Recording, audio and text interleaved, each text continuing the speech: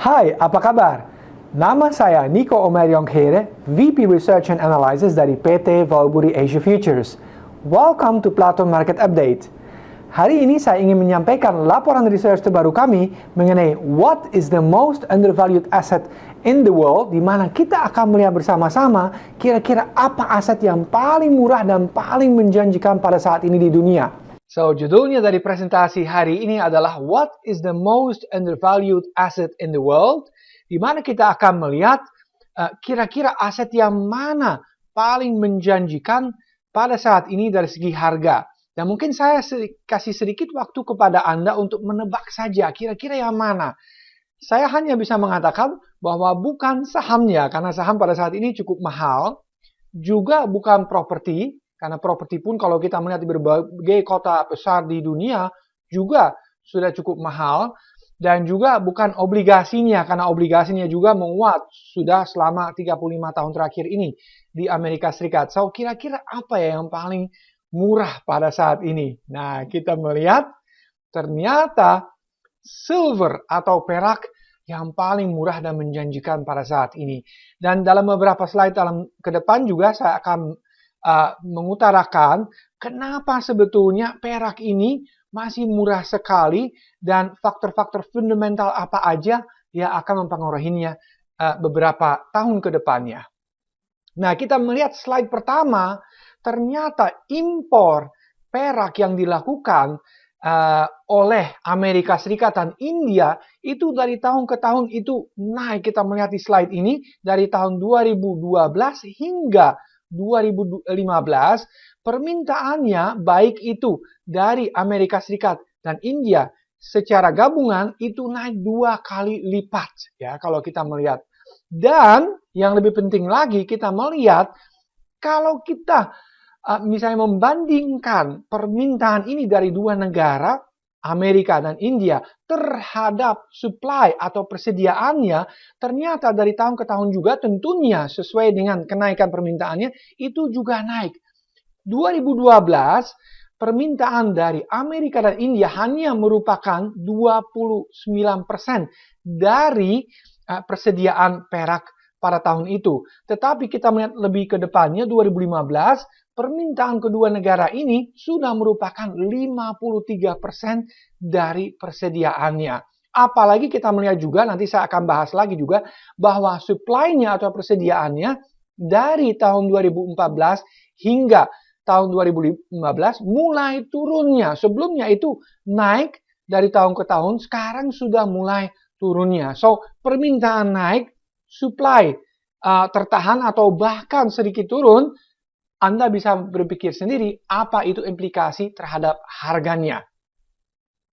Nah, lalu kalau kita melihat India secara terpisah, kita melihat juga India mulai memborong boleh dikatakan perak secara terus-menerusnya. Dari tahun 2012 hingga 2015 itu naik secara terus-menerus dan pada saat ini mereka beli 8.500 ton pada tahun 2015. Tahun ini pun diperkirakan itu makin akan naik.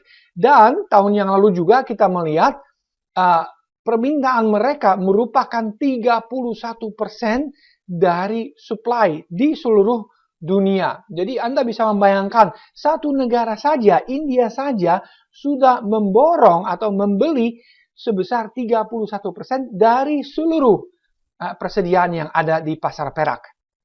Nah, lalu tidak hanya Amerika dan India, tapi juga China tentunya, selain emas, dia juga membeli perak makin banyak. Dan kita melihat misalnya dari tahun ke tahun juga itu naik. Misalnya yang hijau itu tahun 2013, biru adalah 2014, dan kuning itu 2015. So, again, dari tahun ke tahun itu permintaannya naik secara terus-menerus. Dan kita melihat sesuatu yang sangat signifikan dalam 5 bulan terakhir tahun yang lalu, kita melihat ada kenaikan yang sangat mencolok. So, mereka juga belakangan ini makin banyak membeli perak.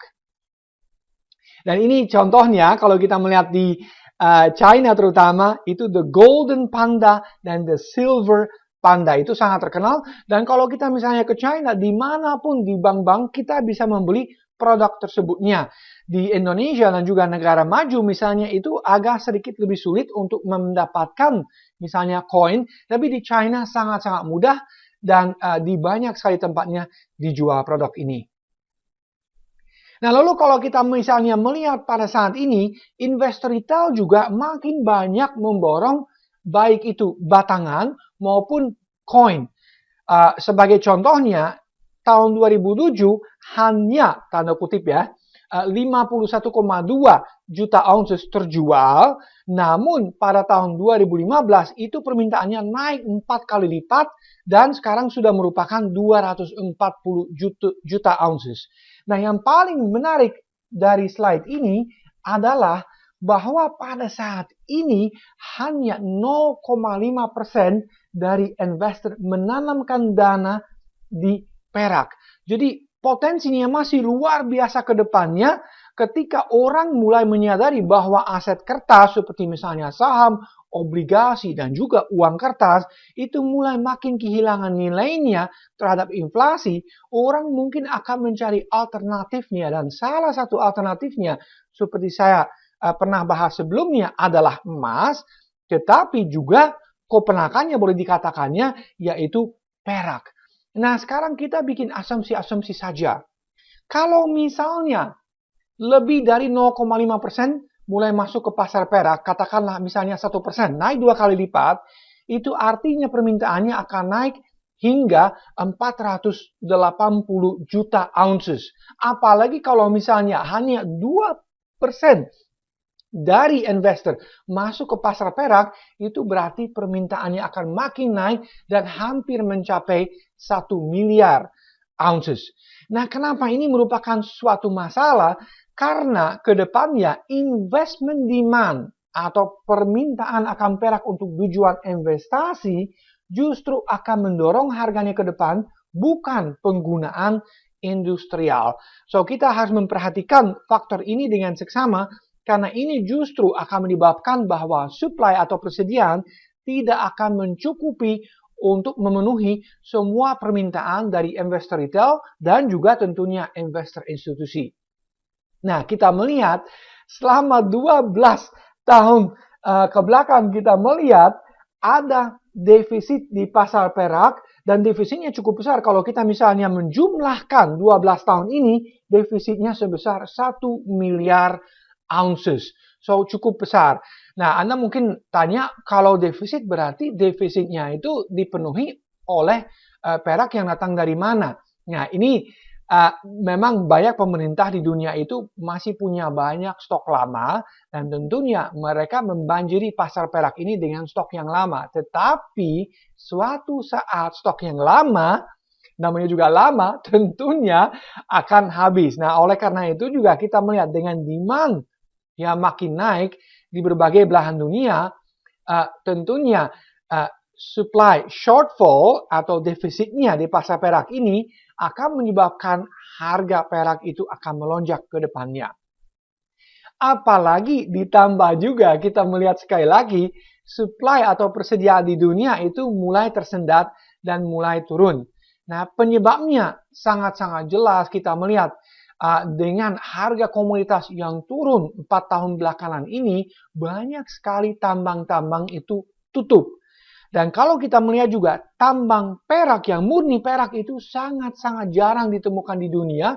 Justru perak itu banyak dihasilkan sebagai by-product dari tambang copper, zinc, lead, gold, dan sebagainya. Jadi sekali lagi, karena justru harga komoditas turun, banyak tambang yang tutup, dan ke depannya kita memperkirakan supply-nya akan makin turun. Tahun 2000 ini juga, 2016 maaf, itu juga perkiraannya adalah bahwa supply-nya akan turun kembali. So, sekali lagi, kalau kita gabungkan kedua faktor ini, demand yang makin naik, baik itu di Amerika Serikat, juga China dan India, dan juga negara-negara yang lain di Asia Tenggara, yang kita tahu mereka sangat-sangat paham terhadap nilai dari precious metals atau logam mulia, digabung lagi dengan misalnya supply yang makin turun, artinya kedua faktor ini akan menyebabkan harga itu naik.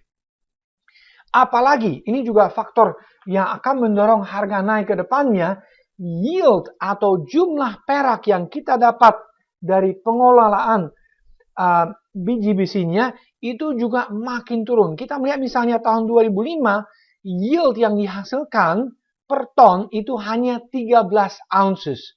Sedangkan yield tahun 2015 sampai kuartal ketiga itu sudah turun sampai 7,4 ounces per ton. Nah, mungkin kalau saya bicara ounces, mungkin Anda agak susah untuk membayangkan itu berapa banyaknya. Nah, kita melihat dari tahun 2005 hingga tahun 2015 atau dalam 10 tahun terakhir ini, yield turun 42%. Nah, itu artinya apa? Bahwa yieldnya turun dari 400 gram per ton di tahun 2005 hingga hanya 230 gram per ton. Bayangkan saja. Jadi perusahaan tambang itu atau perak itu harus mengelola begitu banyak biji-biji untuk hanya mendapatkan 230 gram per ton pada saat ini. Itu sedikit sekali. Ya. Sebagai akibatnya dari yieldnya yang turun secara terus-menerus, ketujuh produsen perak yang terbesar di dunia ini memproses 17,7 juta ton biji-biji pada tahun 2014 ketimbang 9,4 juta ton di tahun 2015. Jadi artinya mereka harus mengelola begitu banyak biji-biji untuk hanya dapat sedikit perak saja, dan itu tentunya menyebabkan kos mereka naik. Nah, oleh karena itu juga banyak sekali tambang itu guling, mereka tidak bisa produksi lagi karena harganya tidak mencukupi pada saat ini. Nah, sekarang kalau kita membandingkan juga harga emas terhadap harga perak yang digambarkan oleh gold to silver ratio, kita melihat gold to silver ratio sangat-sangat tinggi pada saat ini, dan pada tahun yang lalu 2015 mencapai sekitar 83. Nah, kalau kita melihat misalnya 20 tahun terakhir ini di grafik, sangat jelas terpampang kita melihat bahwa setiap kali gold to silver ratio mencapai hampir 80, kita melihat bahwa rasio ini sudah mencapai puncaknya dan dia kembali turun. Contoh yang paling bagus misalnya kita melihat tahun 2008, rasionya juga mencapai sekitar 80, dan setelah itu bull market mulai kembali di emas dan juga perak, tetapi perak jauh lebih cepat naiknya ketimbang gold dan rasionya turunnya dengan cepat. Oleh karena itu juga saya perkirakan mulai sekarang kalau bull market kembali mulai, dan saya pikir itu memang terjadi pada saat ini, saya pikir rasio ini akan turun, dan sebagai akibatnya silver akan naik jauh lebih cepat ketimbang gold. Tentunya secara prosentual, bukan nominal, nggak mungkin itu. Ya, secara prosentual sekali lagi akan naik jauh lebih cepat. Biasanya pada umumnya kita melihat jika misalnya gold naik 1%, perak akan naik 2 hingga 3% dalam sehari. Dan sebaliknya juga tentunya jika misalnya emas turun, perak akan turun sekitar 2 sampai 3 kali lipat. Nah, ini ada datanya yang menunjukkan sesuatu yang sangat bagus dan perlu diingat oleh semua pelaku pasar yang berinvestasi di pasar perak. Dari tahun 1493, sudah lama sekali kalau kita melihat, hingga tahun 2014, dunia itu memproduksi 9 kali lipat lebih banyak perak daripada emas. Jadi menurut saya tidak masuk akal kalau misalnya harga emas lebih mahal 80 kali ketimbang perak, karena perak saja hanya 9 kali lipat lebih banyak diproduksi ketimbang emas. Ini ada datanya, Anda bisa baca sendiri. Lalu kita melihat juga sepanjang sejarah rata-rata gold to silver ratio itu 15 terhadap 1. Bahkan kalau kita misalnya melihat Kekaisaran Romawi, mereka itu memakai rasio ini 15 terhadap 1. Oleh karena saya melihat data ini semuanya, saya merasa masuk sangat akal kalau misalnya gold to silver ratio ke depannya akan turun hingga 10 terhadap 1.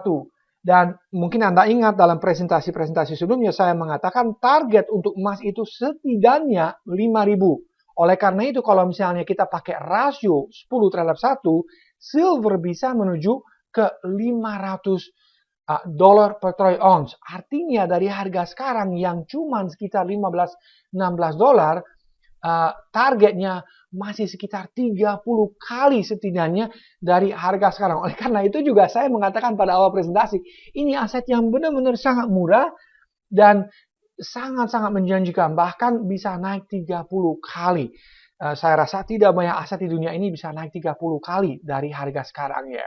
Nah, lalu kalau kita melihat teknikal juga sangat-sangat menarik kita melihat, baru saja kita mempunyai buy signal di MACD, dan MACD juga sebagai catatan ini di level yang paling rendah dalam 15 tahun terakhir ini. So, again, very potential, sangat-sangat menjanjikan perak pada saat ini.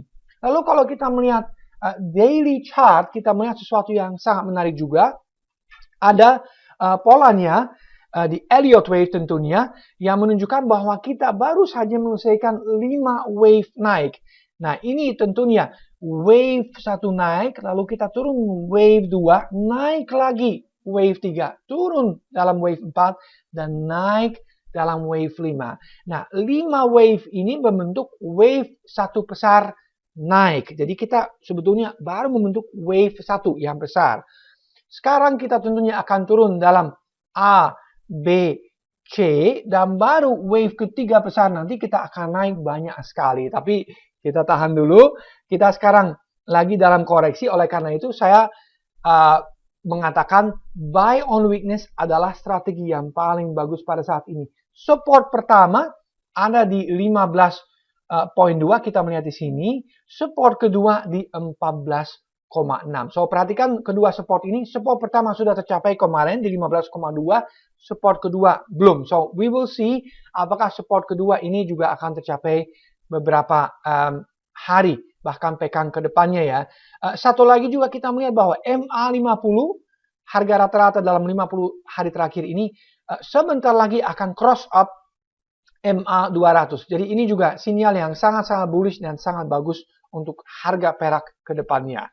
Lalu kita melihat chart yang lebih panjang lagi, 6 tahunan ke belakang, kita melihat ada pola falling wedge. Nah, falling wedge ini saya pernah mengatakan juga, itu pola yang sangat bullish ketika resistance bisa dipecahkan ke atasnya. Kita melihat kemarin baru dia sentuh dan kembali terkoreksi ke bawahnya. Dan itu sudah terjadi sekitar 6 kali ke belakangnya. So, setiap kali juga kita melihat stochastics memberikan sinyal overbought atau jenuh beli, dia turun lagi. Nah, ini grafiknya saya pengen menunjukkannya bahwa jika misalnya resistance suatu saat ke depannya akan pecah, resistance yang pertama ada di 18, itu target pertama untuk Anda jika misalnya masuk ke pasar perak.